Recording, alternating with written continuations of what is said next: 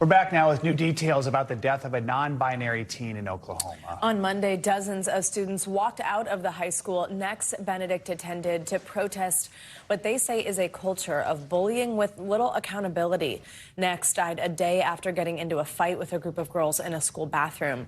Meanwhile, people across the country are holding candlelight vigils to honor Nex and other victims of bullying. For more, we're joined by NBC News Out reporter Joe Yerkeba in Oklahoma, not far from Owasso High School. Joe, thanks for joining us so much and for your reporting on this. First of all, just catch us up on what we need to know about this case, and also just give us a sense of the mood on the ground there this morning.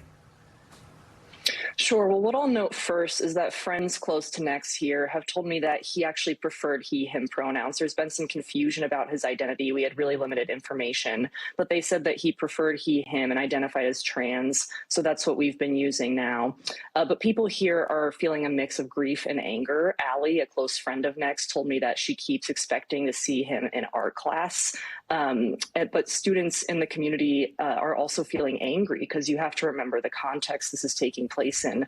Oklahoma leads the nation in bills targeting LGBTQ people with 54 right now.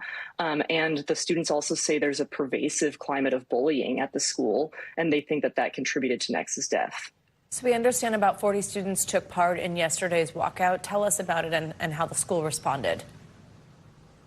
Sure. So the walkout was peaceful and mostly quiet, except for when people, including bus drivers, would drive by and honk their horns and the students would cheer. But the walkout organizers said that their message wasn't really political. They just wanted to draw attention to the bullying at Owasso, which they said often goes unpunished and causes students to feel like there's no point in asking for help.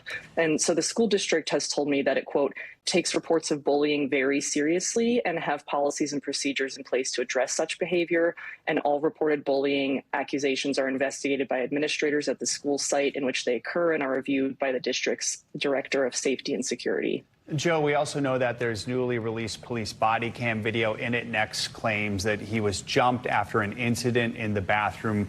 What else can you tell us about this video? Sure. Yeah. In that video, Nex says that 3 girls had been bullying him and his friend, and he didn't report it to the school because he said he felt like there was no point. And so after the girls made a comment about him and his friend, he threw water at them, and the 3 students jumped him in response. He said they fought. He blacked out at some point. And unfortunately, the video doesn't show us the actual fight. You just kind of see students walk out of the bathroom at the end. So there's still a lot of unanswered questions here.